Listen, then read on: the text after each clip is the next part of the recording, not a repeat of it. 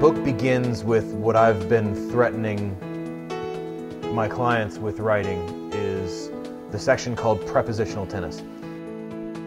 It's just little things from a communication standpoint between tennis pro and client, between teacher and student.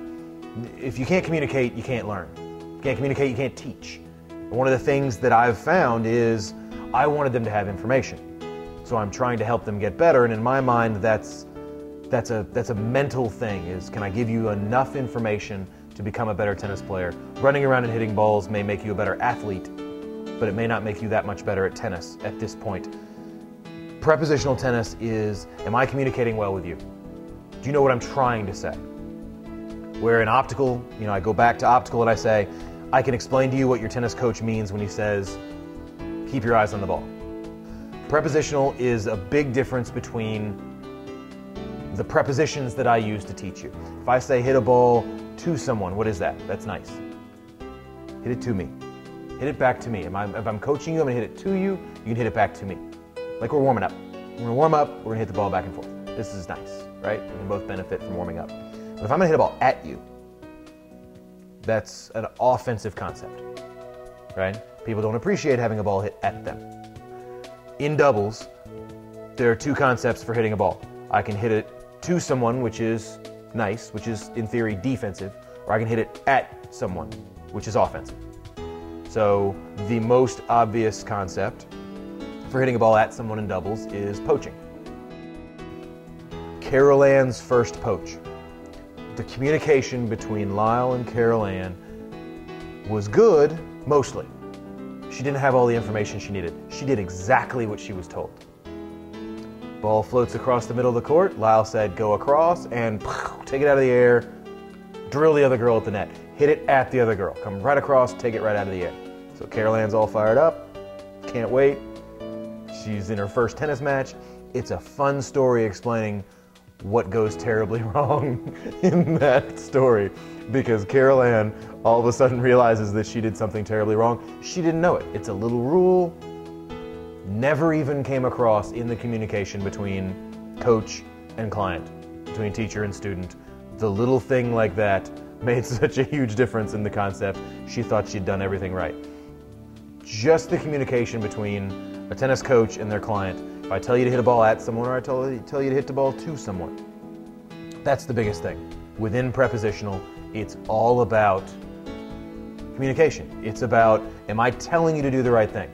The concept of prepositional is I can hit it at, through, over, around, and there are all these different places I can hit the ball, ways I can hit it.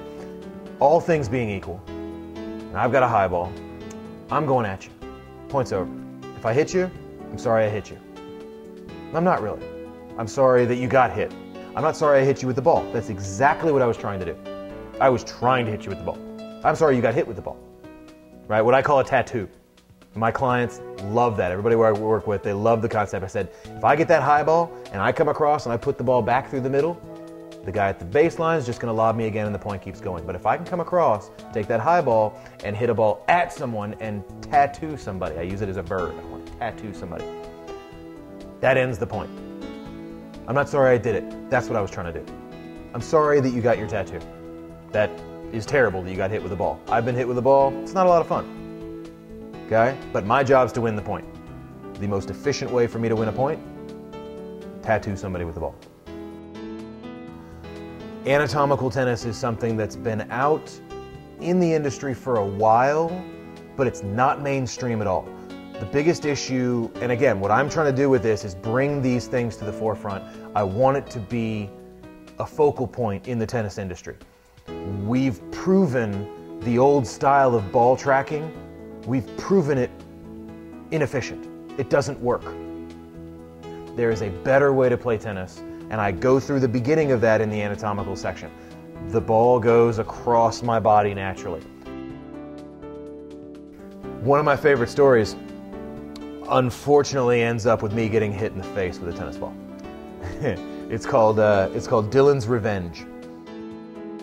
Lyle hits a big serve, Dylan hits his return, and he hits it so late he just can't quite get there, just tattoos me right in the face, and I'm his partner. I'm standing right next to him. hits me right in the face with a tennis ball.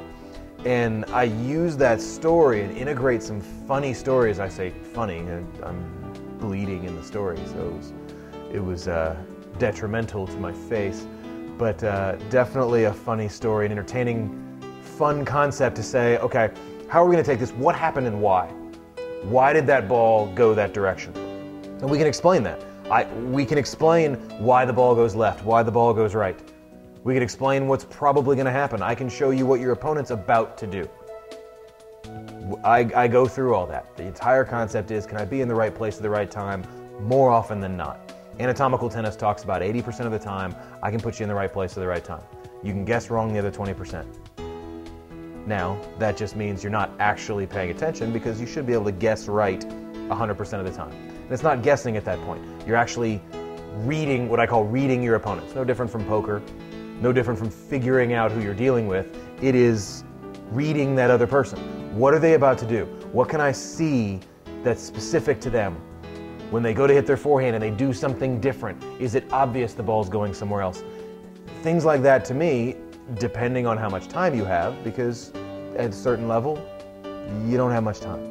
You get a split second to see someone do something slightly different. Things like that. Anatomical tennis allows you to be in the right place at the right time more often. And definitely more often than ball tracking, which puts you in the right place at the right time only about 20% of the time. Optical tennis is the process focus and the physical technique change that I talk about, where you watch the ball hit the strings. It's different from keep your eyes on the ball. Anatomical is, where does my forehand go best? We all swing across our bodies. Naturally, that's where the ball goes. And I go through the numbers, I go through the studies, I talk about how to do that math, what I call doing the math. Say, when your opponent is there, this is the situation. Can you run it through your brain, figure out what's going to happen? What are they coached to do? What are they physically good at doing? And watch them hit the ball. If it's natural, you know where it's going. If it's an unnatural swing, you also know where it's going. If they're reaching out and it's late, you know where it's going.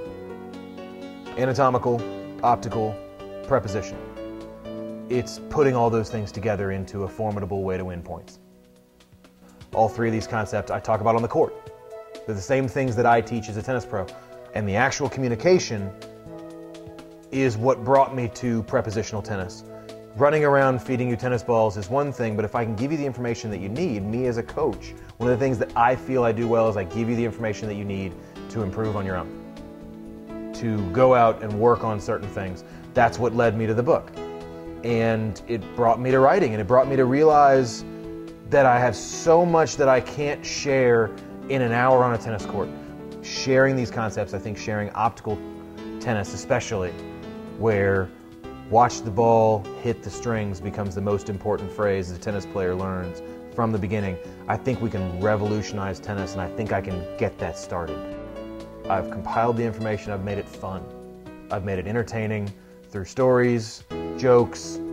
I go from Carol Ann's first tennis match to Winston Churchill quoting him about offensive impertinence. It runs the gamut of all the things that I do, and this is one of the things that I love, and I hope to write many, many more books going forward.